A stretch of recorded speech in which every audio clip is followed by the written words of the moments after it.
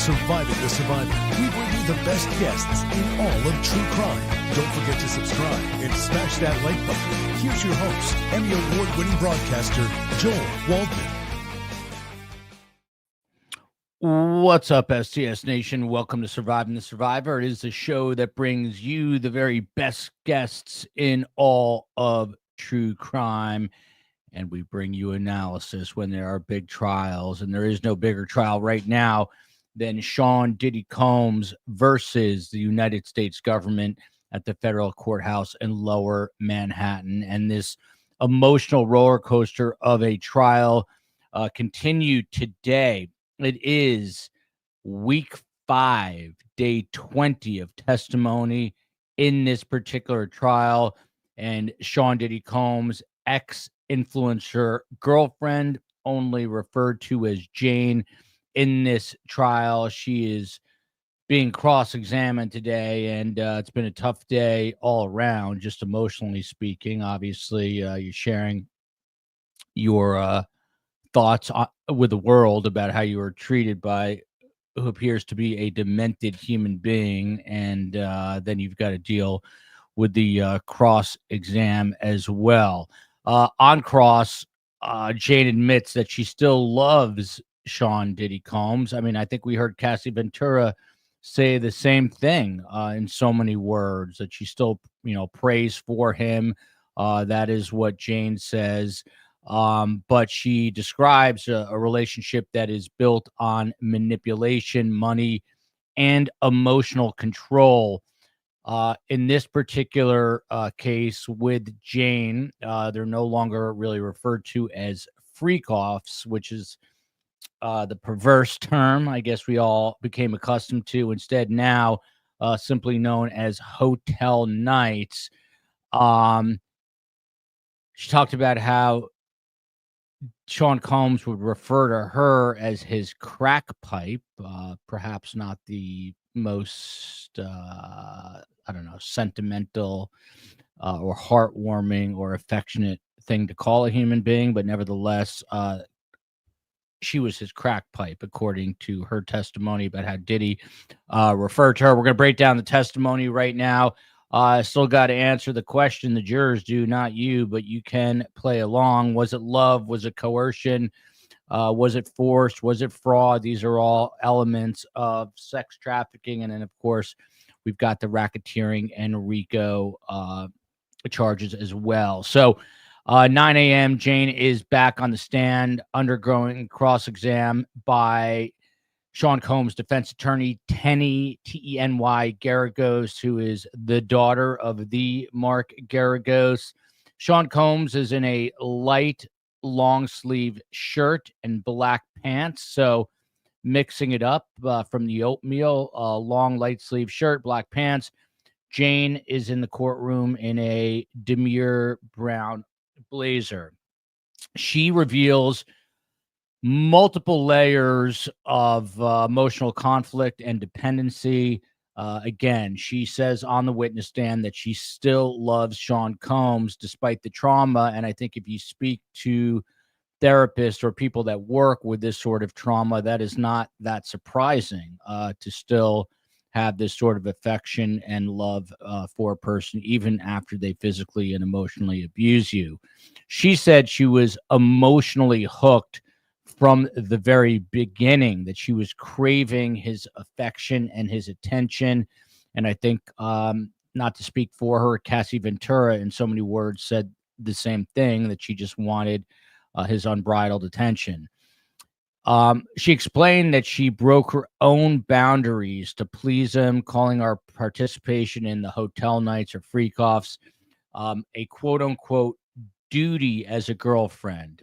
So she tried to rationalize it in her own mind, calling it a duty as Sean Combs' girlfriend.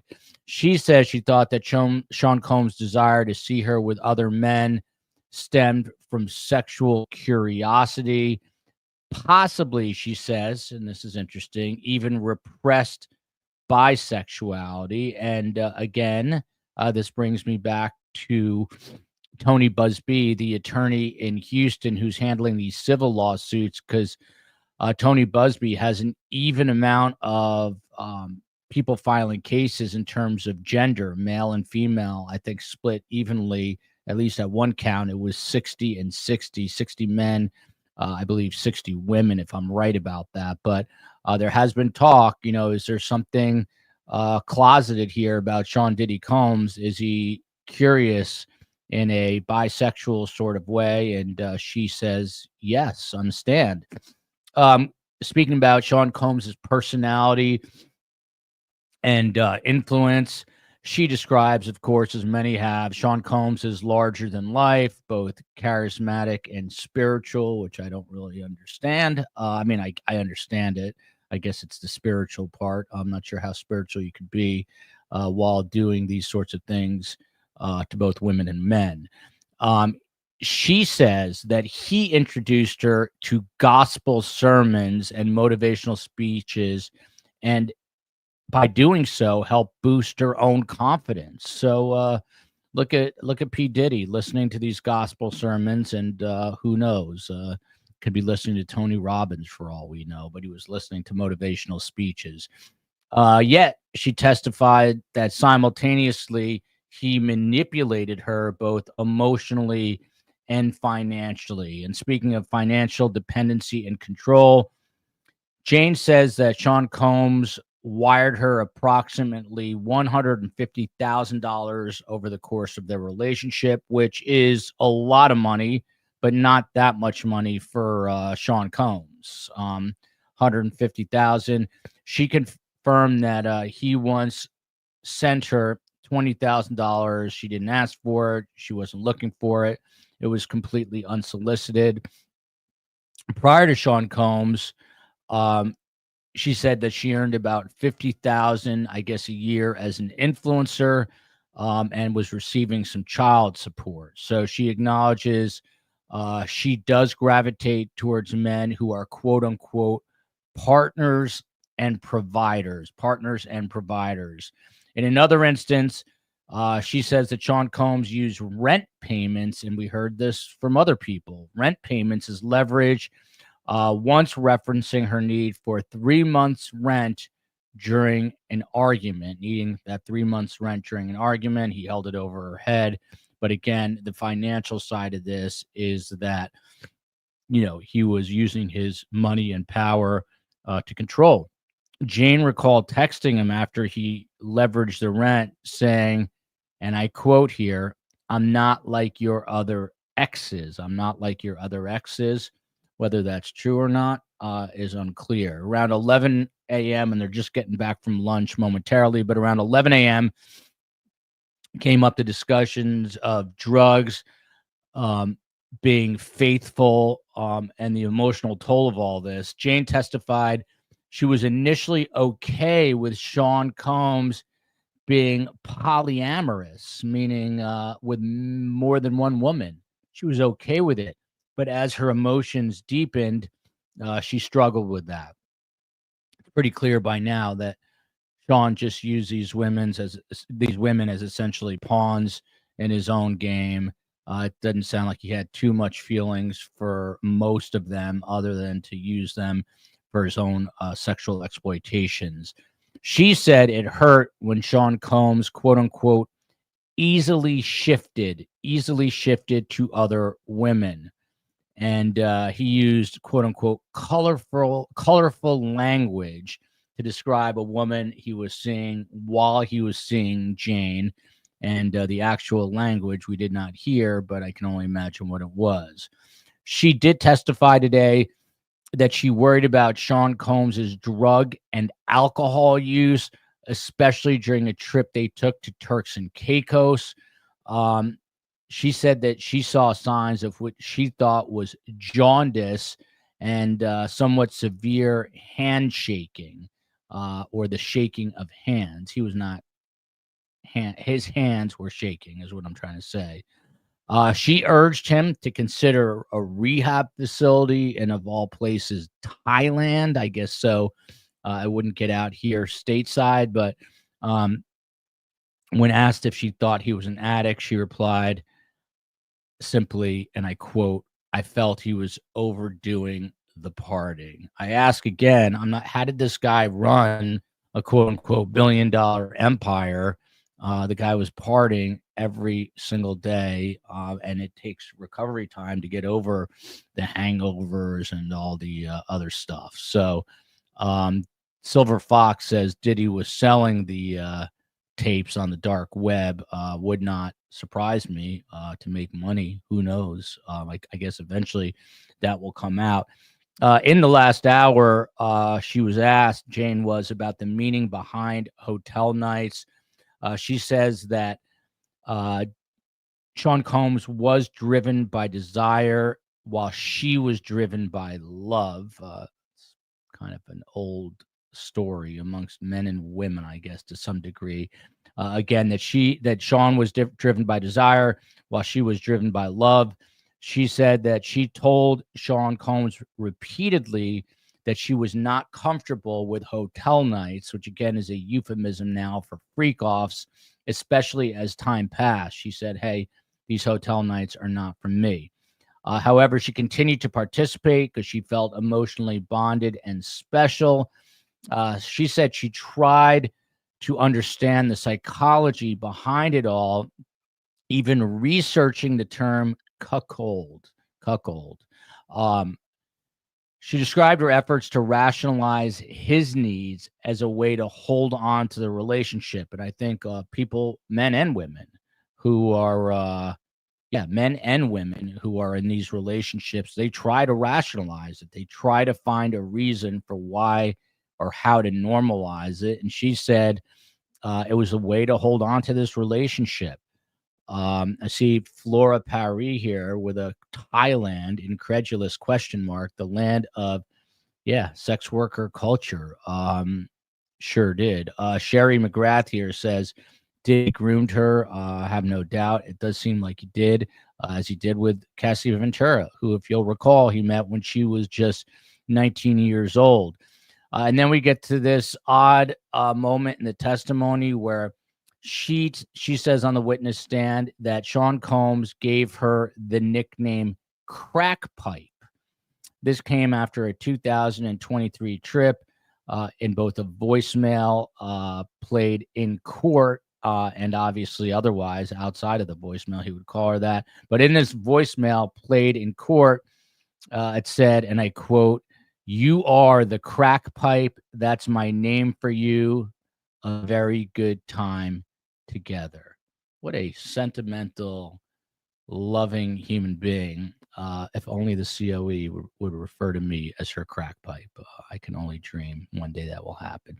So it was a morning that went by seemingly very quick. That was the cross.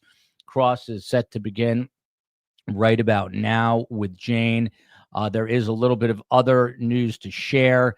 The defense team for Sean Diddy Combs, again, they filed for a mistrial, filed a motion for a mistrial. This was the second one now, and this one centered around the witness Brianna Bongolan, her balcony testimony. Cassie Ventura testified to this, and then she testified to it, saying she was dangled off a 17th floor balcony.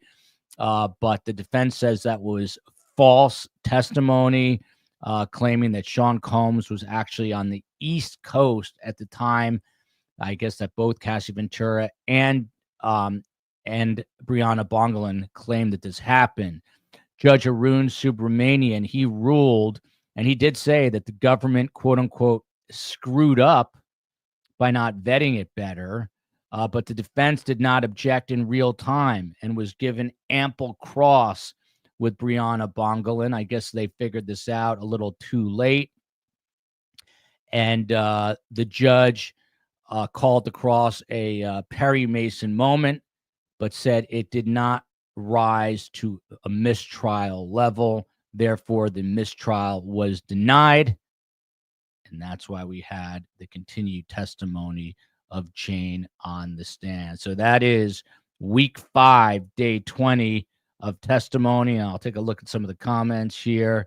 IGG Rock says Diddy with the sweet nicknames like Crack Pipe.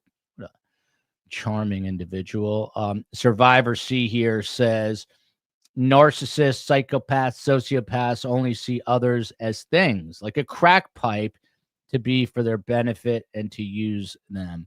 I'm starting to think that celebrity is just not the way to go in life. A lot of screwed up celebrities.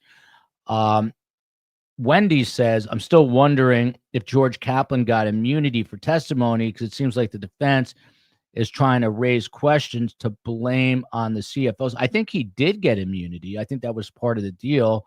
Correct me if I'm wrong. I think he had some sort of limited immunity, because that's the only reason he basically offered to provide testimony. He had invoked his Fifth Amendment right. IGG says that Jane and the other victims of Sean Diddy Combs appear to have some sort of Stockholm syndrome. And and Julie Frew also making this astute point that the defense will go for a case dismissal prior to any case in chief. It's almost like standard operating procedure. We've seen it in the Karen retrial now a few times, and we've seen it here in the Sean Diddy Combs trial as well. Sherry McGrath says, I know a girl who's wrapped up with a narcissist. I tried to talk and help her. Her mind is so controlled by the narcissist. Was the motion for a mistrial? No, it didn't happen. I think in front of the jury. I think it happened, at least the ruling, I'm almost sure happened this morning prior to testimony. The judge wouldn't want the jurors to hear that. Do I know what's going on with juror number 6? I don't, but I will look into it now that you brought it up. Lindsay Gandy, if only my spouse thought of me as his crack pipe. That's what I was saying. If the COE considered me her crack pipe, how lovely that would be, how charming it would be. Tonight, just so everybody knows, 7 o'clock Eastern, Elizabeth Jones, a.k.a. the host of Hillbilly Crime, is joining us. Sheriff Mickey Steins, who is accused in the cold-blooded murder of Judge Kevin Mullins while a video camera ran in the judge's chamber, and that's where he lost his life, to Sheriff Mickey Steins. Well, now the sheriff is saying this was all brought under, I guess, incorrect pretenses, the indictment. So they want the indictment tossed, and we're going to get into that, as well as some of the more recent video. We haven't had Hillbilly Crime on in a while, and so there we will do that. We will go through it all. Someone is asking if I think the assistant is deposed. I don't know. We're going to find out, I guess. Canine Catherine, how romantic? Yes, it is. Crack pipe? Yes, it is. And what else do we have here? What else do we have here? It looks like those are the comments. This one was short. It was sweet. 18 minutes of a Diddy update, and Mark Davidson will also be on, the general, who's an active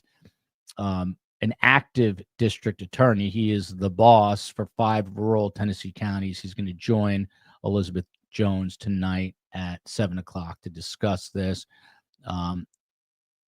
Flora Paris, will be bummed to miss you. I'll be bummed to miss Elizabeth. I haven't been able to understand what's going on in that case. It's a wild and crazy case that is slowly, eventually, I guess, making its way to trial if we ever get there. So there we go. Julie Frew says it best, short and sweet. Steve Cohen, by the way, thanking everybody for their support and their condolences. His mom passed away over the weekend, and we sent some stuff on behalf of STS Nation. So there we go. Lindsay Gandy, how much longer will the prosecution go? They say that this is it. I never trust lawyers, no offense, but they say that week 5, they should wrap this week, is what we're thinking. And then the defense case in chief. But the defense said that they now, because of some, unforeseen curveballs from the government, they say they might go a little bit longer. So I don't know. I'm thinking another week and a half. So through next week, possibly into the following week, and then we'll get deliberations. As Jamie G says, have a great day. As Survivor C says, thoughts and prayers for Steve and family. Some things are bigger than true crime. Losing a parent is always a brutal thing to deal with. So thinking of Steve and his family. We'll be back at 7 o'clock. Love you, America. Justice for Diddy's victims. And man, oh man, if that guy walks, he'll do it again. I have no doubt.